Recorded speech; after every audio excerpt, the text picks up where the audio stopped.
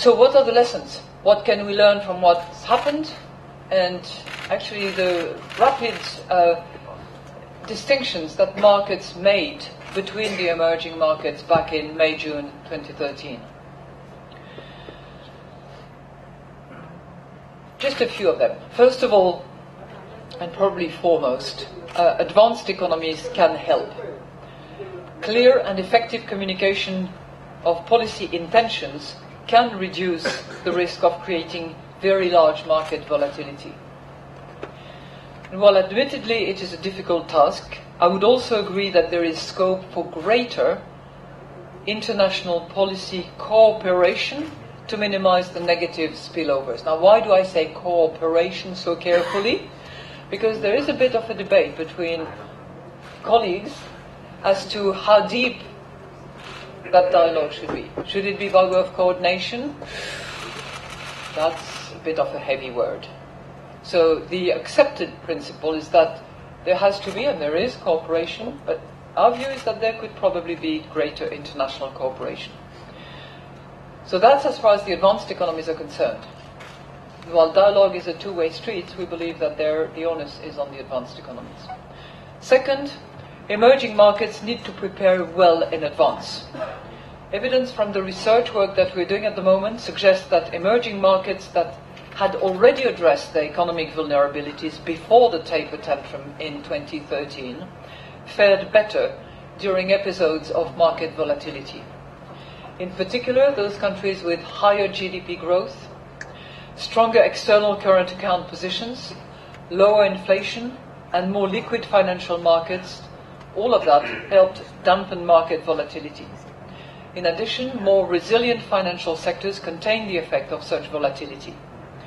And the reforms that have been initiated here in India are going in the right direction, are very timely, but will also need to be pursued with utmost speed. Third lesson, if market volatility materializes, central banks need to be ready to act. Temporary, but aggressive monetary policy may be necessary, particularly in the area of domestic liquidity support to certain sectors or certain markets, along with eventually targeted foreign exchange intervention. In addition to that, we also believe that cross-country central bank foreign currency swap lines that have proven helpful in due course might also be helpful in the current situation.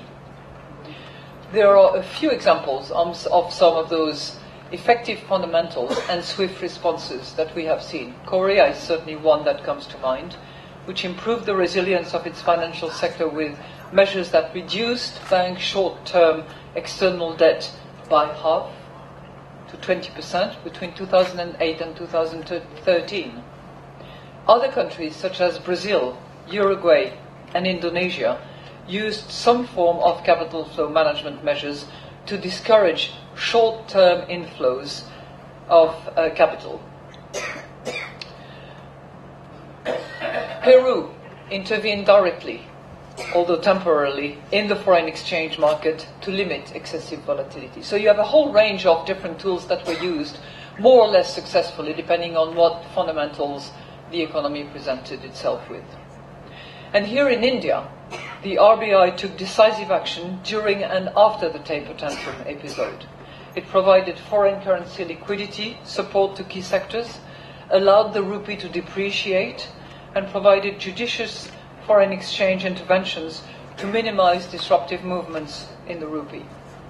The RBI also arrested the surge in gold imports, narrowed its current account deficit sharply, and started to rebuild foreign exchange reserves. I think I've covered all the tools that you've used, and to great success. So in a very short time frame, India successfully contained its domestic and external vulnerabilities more than in many other emerging economies. Does that mean that work is done? Recipes has been tried? We're all set and ready to face any storm? More needs to be done, as usual.